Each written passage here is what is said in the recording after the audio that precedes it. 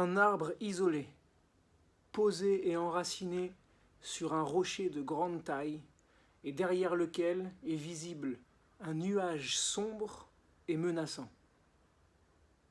C'est peut-être un arbre équilibriste, c'était peut-être un arbre rebelle. Le gars, il tient debout comme ça, il fait même pas peur, quoi. C'est peut-être un arbre déglingo, hein. Peut-être bien que l'arbre, c'est toi.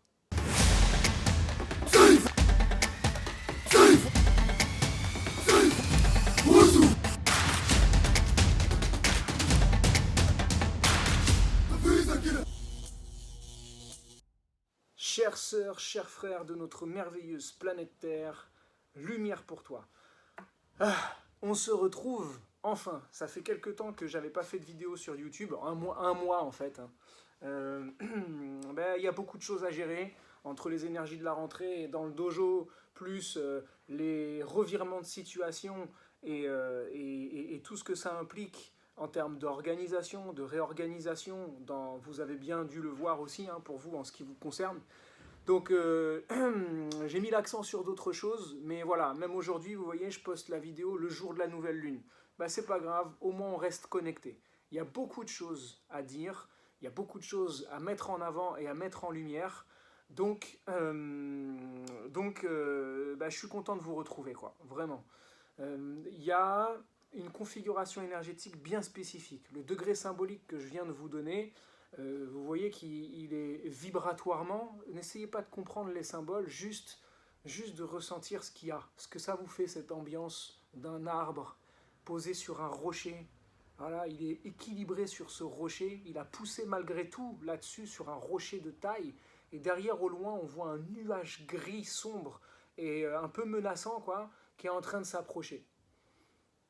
Qu'est-ce qui jaillit à l'intérieur de vous? Et vous allez voir que cette vibration, elle parle un peu de l'ambiance énergétique dans laquelle on est maintenant. Une ambiance énergétique dans laquelle, ça demande de s'adapter. Même quand je fais une vidéo là et qu'il y a une perceuse qui essaie d'entourlouper un peu mes mots, c'est pas grave, on reste concentré et on garde la lumière. Tout ce qu'on est en train de vivre maintenant, ça y est, on y est vraiment.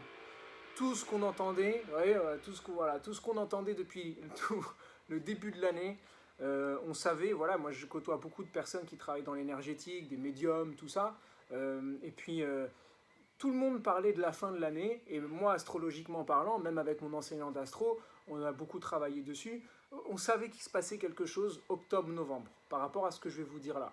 Donc on y est, ça y est, on est rentré de plein fouet dans les énergies du mois d'octobre, et là, on va avoir besoin de garder la lumière plus que jamais et d'aller vers soi, vers soi, vers soi, vers soi. En judo, vous savez ici c'est un dojo d'arts martiaux traditionnels et particulièrement pour les enfants et les ados de judo, judo, do, la voie, le chemin, une certaine forme de philosophie. Ju, c'est un principe. Vous savez, on ne peut pas traduire en japonais parce que c'est des idéogrammes, c'est une idée. Ça vient nous parler d'une idée spécifique. Et c'est l'idée de la souplesse. C'est l'image, justement, revisualiser cet arbre. Et cet arbre-là, malgré le fait qu'il soit posé sur un rocher, il a réussi à faire passer ses racines jusque dans les profondeurs de la terre. Et puis il a réussi à s'équilibrer, à trouver un point d'équilibre juste pour pouvoir pousser vers la lumière malgré tout. Et c'est pas un rocher aussi grand puisse-t-il être et aussi menaçant puisse-t-il être qui va le faire déguerpir. Cet arbre, il est là et il s'est adapté. Donc c'est un principe d'adaptation. Ju. C'est un principe de on me fait ça, je réagis comme ça. Alors, c'est important que je vous donne cette image. Il est dit que le sage Bodhisattva était sous un arbre et puis il observait deux arbres devant lui. Il y avait un cerisier et puis il y avait un autre arbre, je ne sais pas ce que c'était. Et il neigeait. Il y avait beaucoup de neige. Et la neige s'est accumulée sur les branches du premier arbre qui était très fort et très résistant, très dur. La neige s'est accumulée, la branche a commencé à trembler et crac, elle a cassé. L'autre arbre, le cerisier, qui est tout fin, qui est avec des belles petites fleurs, qui est dans toute sa sensibilité, dans toute sa vulnérabilité apparente, La neige s'accumulait et il a commencé à plier, à plier, à plier, à plier jusqu'au moment où elle a expulsé la neige. Et bien c'est un peu dans cette situation qu'on est là. C'est ça, Ju. Le Ju du Judo. C'est ça, ou du Jutsu. On est dans ce principe d'adaptation-là. On ne peut pas passer le rocher, imaginez un grand rocher, et on ne peut pas passer par-dessus, pour l'instant. Les configurations sont trop lourdes encore, il y a à y faire face. Mais de quelle façon est-ce que je choisis d'y faire face? Et c'est là on a toute la configuration dont je voulais vous parler. On sait qu'il y a une triple conjonction très rare, mais très intense, dans le signe du Capricorne, entre la planète Jupiter, Pluton et Saturne. Celle-là, elle s'était rapprochée à peu près vers le mois d'avril, et ça avait donné beaucoup de chamboulements, mais elles étaient assez relativement éloignées encore. Là, on savait que pour la fin de l'année, arrivé au mois d'octobre, on a Jupiter qui était rétrograde dans une énergie retenue, ou plutôt où ça brasse à l'intérieur. Elle était rétrograde pendant tout l'été, voilà, et puis depuis le mois de mai, si je me souviens bien. Saturne aussi était rétrograde tout l'été, et depuis début juillet. Et Pluton était rétrograde aussi depuis plusieurs mois. Donc les trois planètes concernées par ce boost d'énergie incroyable. Saturne représente les structures en place, il est chez lui dans le signe du Capricorne. Donc c'est toutes les vieilles structures sociales, mais aussi nos structures à nous, individuelles, émotionnelles, mentales, et karmiques aussi, parce que c'est le maître du karma. Pluton, Hadès, le dieu du monde des enfers, le monde de la mort, le monde de la transformation, c'est lui qui vient brasser tout ça et qui vient faire exploser littéralement pour réduire en cendres toutes les vieilles structures qui ne fonctionnent plus et qui sont appelées à se transformer. Et ça, derrière, c'est la symbolique du phénix. Pour ça que j'ai mis Fumsec, qui renaît de ses cendres. Pour renaître de ses cendres, il faut déjà accepter au préalable de devenir cendre. Il faut accepter la symbolique de la mort. Et on est tous confrontés à ça, même moi aujourd'hui. De prendre conscience de tous les schémas, de tous les mécanismes, de tirer la petite bobinette de fil et de voir jusqu'où ça nous mène. Jusqu'où ça te mène les problématiques majeures que tu vis. Vers quel passé ça te ramène. Et ce passé-là, vers quel passé il te ramène. Et ce passé-là, vers quelle mémoire intérieure il te ramène. Et de mettre le doigt dessus, ça permet déjà de prendre conscience de la mémoire. Et la conscience déjà libère la mémoire à partir du moment où elle en prend conscience. D'où la fameuse phrase de notre ami et frère Gégé qui disait « Vous connaîtrez la vérité et la vérité vous libérera ». La vérité libère. Pourquoi? Parce que la vérité, c'est de la conscience. À partir du moment où je mets de la conscience sur quelque chose, que je la vois en vérité, ça me libère de cette chose-là, puisque je ne suis plus identifié à cette chose. Tu vois? C'est un mouvement d'observateur. C'est l'observateur qui prend conscience. Donc il n'est plus imbriqué dans son mécanisme auquel il est identifié. D'un coup, je prends de la distance parce que j'en ai pris conscience. Et le simple fait de le voir en vérité, ce truc-là, ce mécanisme, m'en libère automatiquement. Alors après, il ne suffit pas juste d'en avoir pris conscience, parce qu'on peut très bien replonger dans le mécanisme. Ça demande un état d'alerte vigilant pendant toute une phase de réadaptation et d'habituation, de façon à ne pas retomber dans le mécanisme. Et on a Jupiter qui a libéré son énergie au mois de septembre. Jupiter qui représente l'énergie de l'opportunité, voire de la chance. On appelle ça la chance dans l'astrologie traditionnelle. Mais c'est quoi la chance? C'est des opportunités qui se présentent à nous et qu'on arrive à saisir, qu'on a la conscience de saisir. Jupiter, c'est celle qui va chercher à s'élever, à grandir à elle-même. C'est les hautes philosophies, les enseignements. C'est Jupiter qui va booster, c'est la plus grosse planète, qui va booster l'énergie dans laquelle elle se trouve. Jupiter qui libère son énergie au mois de septembre, Saturne qui libère son énergie aux alentours du 1er octobre, et Pluton qui a libéré son énergie le 5 octobre. On se retrouve avec les trois protagonistes, Zeus, j'ai un trou, Zeus, Pluton, Hadès et Chronos, qui se retrouvent dans la demeure de Chronos en train de faire leur plan. Alors, leur plan, il n'est pas caché, tout est là, devant nous. Donc on a une grosse configuration, Saturne représente la loi, Pluton qui transforme, Jupiter, c'est le mouvement social. Tout ce qui va représenter la masse sociale aussi. C'est aussi la loi. Ça peut représenter la loi et la justice, parfois. On voit qu'il y a des choses qui viennent instaurer une structure. Et le plus grand danger là-dedans, c'est que ce qui est installé là, par les structures gouvernementales ou les pouvoirs abusifs en place, devienne une normalité. Que ça devienne la norme. Rappelons-nous systématiquement, c'est la mémoire, l'énergie Capricorne qui est en face de l'énergie Cancer. Le Cancer, c'est la mémoire. Rappelons-nous, souvenons-nous notre humanité.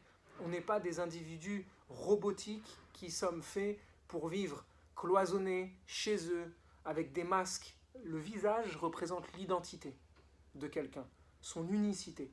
Le couvrir, c'est ne plus rendre accès la diversité du vivant. Ne plus donner accès à la diversité du vivant, à l'unicité de la vie. Et donc, si le monde autour de moi ne devient qu'un tableau monochrome, où tous les visages et les autres individus qui sont censés être des êtres uniques ne deviennent que des robots monochromes, tous les mêmes, c'est-à-dire que des masques ambulants, où est mon unicité à moi ? Où est mon individualité unique à moi, ma couleur unique? Voir la diversité, c'est me rappeler que je suis un être aussi qui symbolise cette diversité. Et la rendre monochrome, c'est tuer cette diversité. Et donc, c'est tuer la vie. Si ce qui se passe là, au-delà de tout débat, c'est fait pour un laps de temps, mais léger, pour réhabituer, pour retrouver une vie plus sensible, ok, pourquoi pas. Mais ce que c'est en train de laisser là, c'est une empreinte vibratoire énergétique dangereuse dans le fait que ça devient une norme. Ça devient la normalité. Ça n'est pas normal, c'est pas une situation qui doit devenir quelque chose de banal et de normal. Que de sortir de chez soi avec des masques, que de se couper des uns des autres, c'est pas la normalité. Et il faut surtout pas que ça le devienne.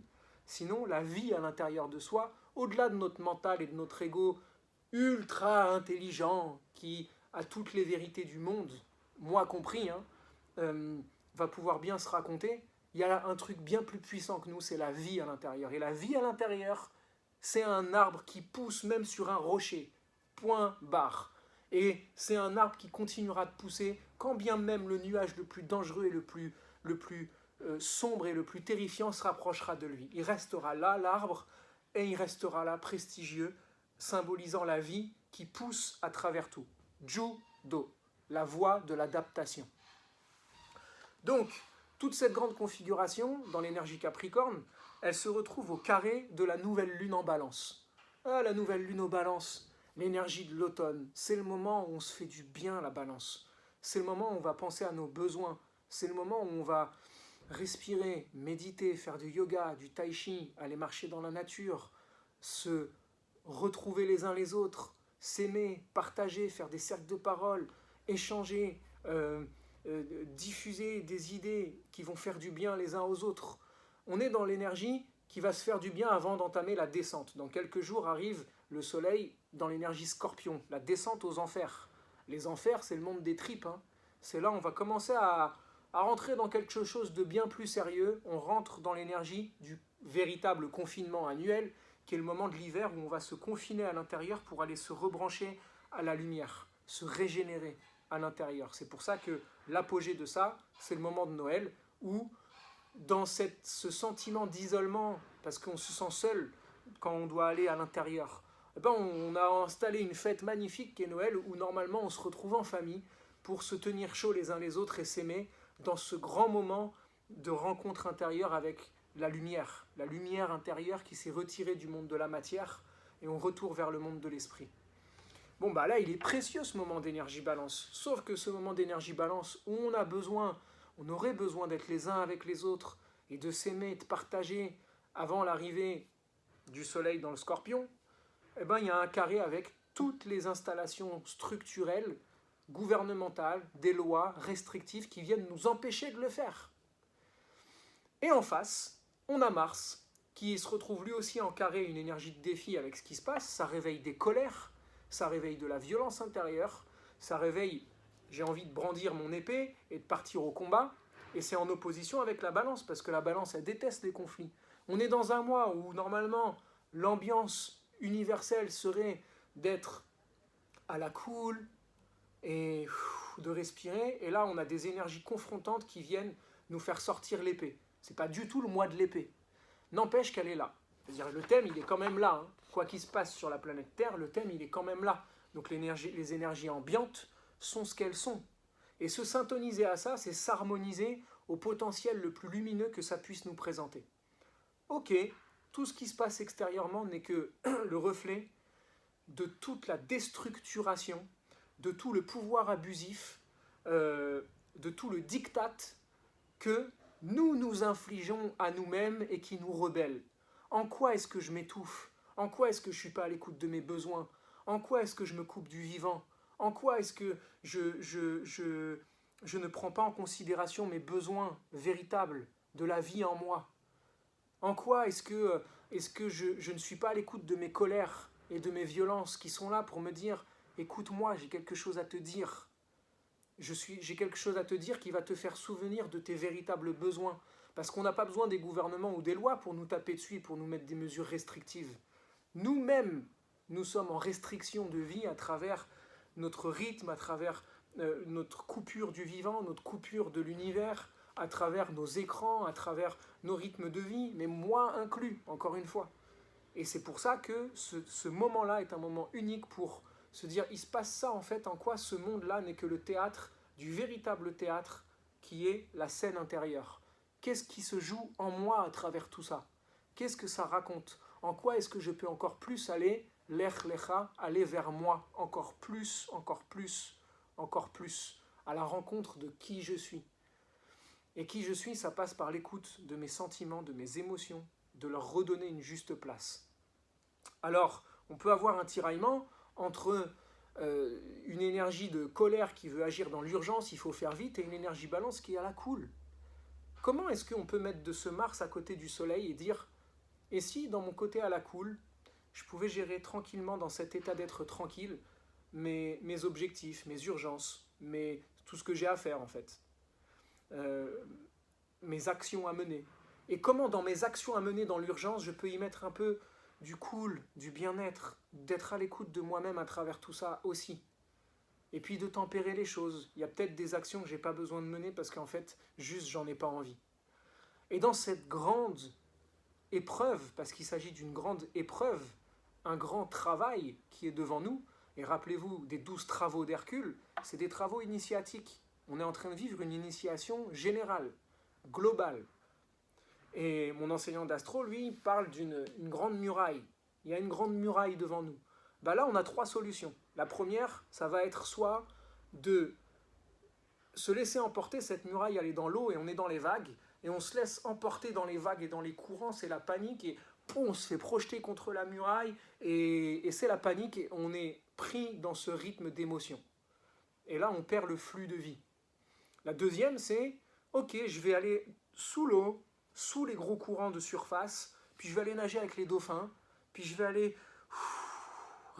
respirer, non, parce qu'on est en apnée, donc il ne faut pas déconner, mais je vais aller me détendre au fond, remonter, reprendre de l'air, repartir au fond, nager, m'éloigner un petit peu, rester à la surface des eaux, ou voire même me cultiver une planche, me fabriquer une planche pour que je puisse surfer un peu sur les vagues, faire du paddle, ce que vous voulez, quoi. La troisième solution, et là donc la deuxième c'est j'attends que tout passe, j'attends que ça passe, la pilule va passer. La troisième, c'est la plus efficace, c'est de se faire pousser des ailes, élément R. Et les ailes, qu'est-ce que c'est? C'est la spiritualité. Comment est-ce que je peux prendre de la hauteur, c'est-à-dire en tant qu'âme, sur tout ce qui se joue? Être en observateur, témoin éclairé de ce qui se joue sur la scène humaine. Et là, ça va nous permettre justement de respirer avec les ailes et puis de se dire ok, maintenant je peux y redescendre un petit peu, tiens c'est plus doux, et dès que ça commence à s'exciter, mes ailes qui repoussent et puis je peux voir les choses de cette hauteur là, mais la muraille est encore trop grande pour voir ce qu'il y a de l'autre côté. Et tant qu'il y aura cette configuration énergétique, c'est-à-dire jusqu'au mois de décembre, on sera avec une grande muraille devant nous. Maintenant cette muraille, il va se passer des choses en réaction face à cette muraille. Et l'eau, elle est en train de refaçonner la muraille. L'eau, c'est le courant divin. Elle est en train de refaçonner cette muraille. La muraille, elle peut dire, non, je vous interdis de passer, je mets des barreaux, je mets ceci, mais quand l'eau va décider d'engloutir la muraille, ou de la refaçonner, quoi qu'il en soit, elle est même capable de faire émerger une autre muraille. Le mythe de l'Atlantide. La terre engloutie, mais c'est aussi d'autres terres qui ont émergé. Et la terre, c'est la matrice. C'est celle qui reprend en son sein pour faire couver pendant des millions d'années, qui est rien à l'échelle de l'univers, hein, c'est 9 mois à l'échelle de l'univers, et qui va réaccoucher d'une nouvelle terre vierge, propice à une nouvelle expérience de vie, à un nouveau cycle d'expérience de la conscience.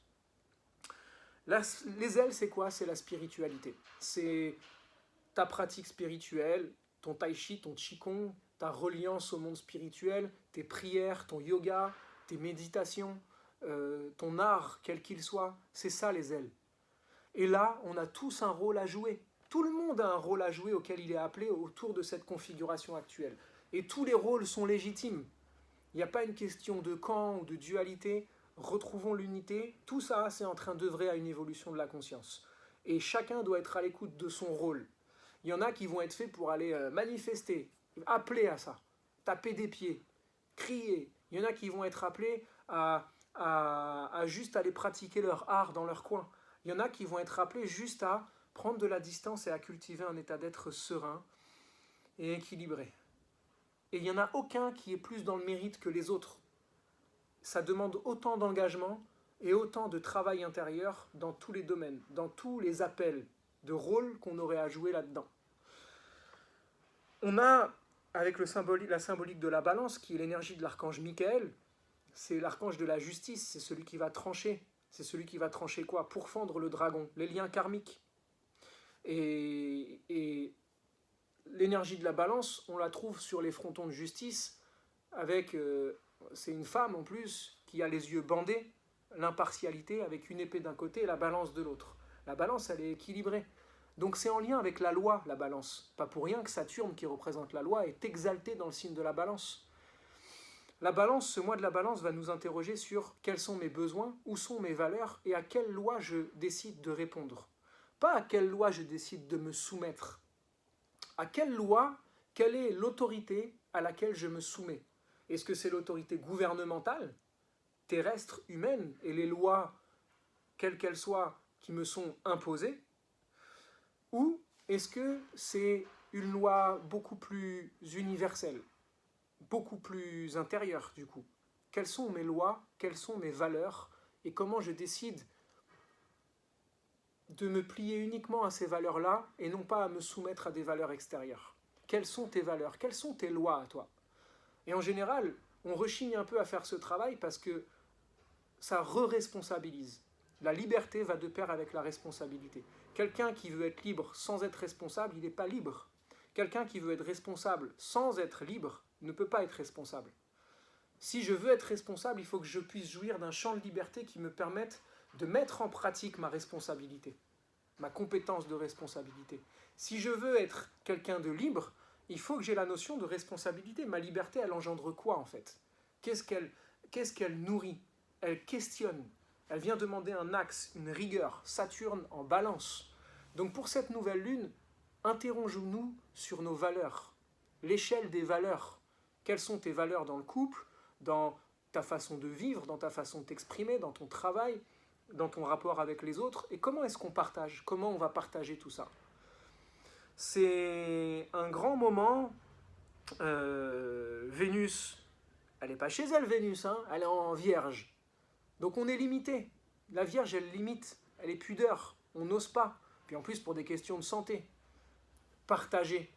La planète directrice de cette nouvelle lune, Vénus, se trouve dans le signe le plus restrictif. Comment est-ce qu'on pourrait faire du nettoyage, justement, dans nos relations à travers tout ça? On le voit bien, il y a des relations, ça y est, nos valeurs nous séparent. Mais nos valeurs nous rassemblent aussi dans d'autres domaines, avec des nouvelles personnes du coup. Donc il y a un nettoyage, il y a un brassage naturel de relations qui est en train de se faire. Pourquoi? Pour arriver à se syntoniser en tant qu'êtres vibratoires, des êtres vibratoires qui vibrent sur la même fréquence. Réunissons-nous, ceux qui vibrent sur la même fréquence. Et il n'y a pas de jugement de valeur. Chacun va expérimenter la réalité qu'il aura choisie. Et il n'y a aucun problème à ça.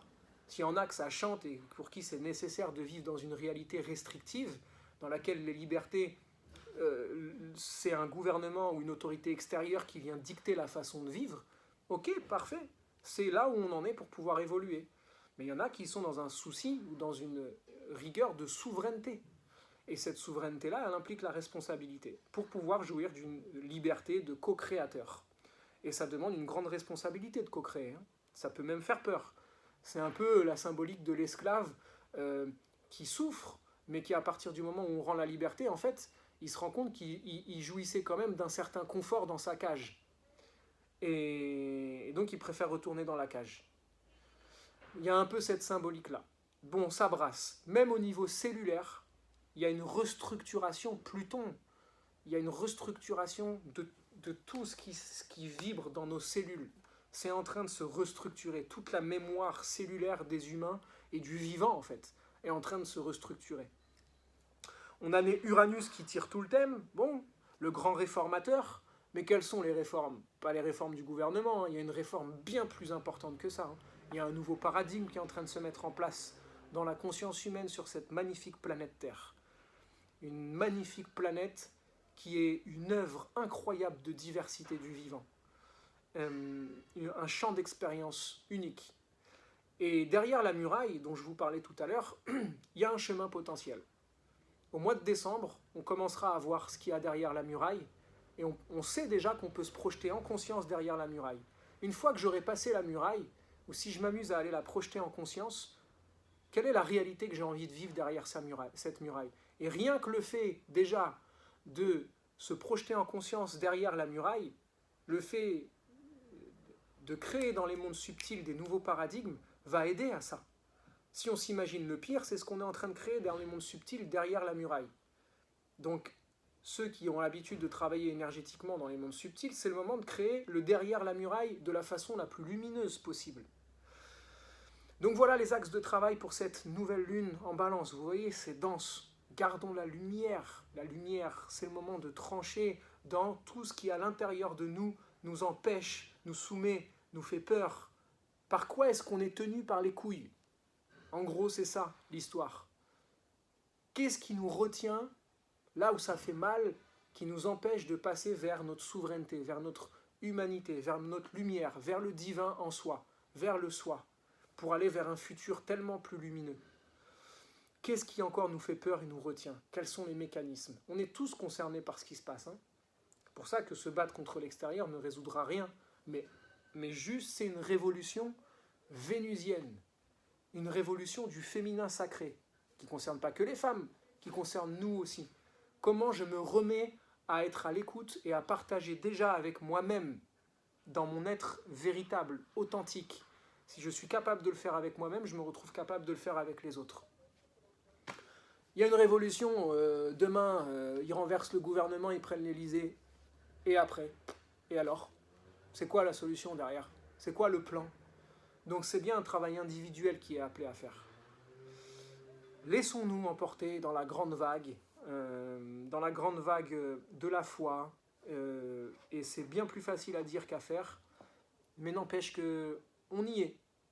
On y est. Il y a ce sentiment de je suis venu sur Terre, là, c'est pour vivre ce moment-là. Là, maintenant. Voilà pour cette nouvelle lune. Quels sont tes besoins? Où sont tes dépendances? À quoi? À qui? À quelle autorité? À nous de faire le job. Pour les news, ce soir, à 20h, rendez-vous sur Zoom. Pour ceux qui veulent, c'est sur participation consciente et libre et responsable. Donc, rendez-vous sur Zoom, je mets tout dans le lien, dans la description. N'hésitez pas, osez poser vos questions en commentaire, vos commentaires, mettez-les quels qu'ils soient, vive la diversité, vive la lumière, mais ceci n'est pas une chaîne de débat, ceci est une chaîne d'affirmation de sa souveraineté d'être, ok? Rendez-vous pour un Moon Live ce soir à 20h sur Zoom, toutes les infos sont dans la description du coup, et puis voilà, on va passer 1h30 ensemble, je vais essayer de vous amener quelque chose de très balance, vraiment de très énergie balance, mais en même temps en respectant toutes les configurations qui sont là. On va se mouiller. L'autre chose, l'abonnement, Johan t'ouvre son antre. Vous avez vu, pour ceux qui veulent s'inscrire, que je suis obligé d'appliquer une loi d'offre et de demande. Je suis obligé, puisque, enfin je suis pas obligé, mais c'est le choix que je fais. Je songe même à le fermer pour l'instant parce que commence à y avoir beaucoup de monde et je vais pas pouvoir gérer beaucoup de monde. Entre le thème lunaire, le Moon Live et le cours d'entretien physique holistique, j'ai rajouté aussi pour ceux que ça intéresse l'apprentissage des arts martiaux thérapeutiques, c'est-à-dire il n'y a pas besoin d'apprendre à être un guerrier, on utilise les arts martiaux et les katas pour faire du bien de façon holistique au corps. Il y a aussi cette formule-là de cours. Okay, donc n'hésitez pas à m'écrire pour vos questions. Et le dernier point important, c'est la formation astrologie. Vous me connaissez un petit peu, quand je fais les choses, j'aime bien les faire aussi à fond. Et je vous ai pondu une formation hyper originale, hyper vibratoire, qui vous mettra à la rencontre des énergies astrologiques et pas juste une compréhension intellectuelle. Et j'ai besoin des vacances scolaires là pour tourner toutes les vidéos, etc. Donc, patience, elle arrive vraiment. Vraiment. Je vous envoie plein de lumière. Serrons-nous énergétiquement, vibratoirement, en gros hug les uns les autres. Et surtout, quoi qu'il arrive, souviens-toi toujours, va vers toi et garde la lumière.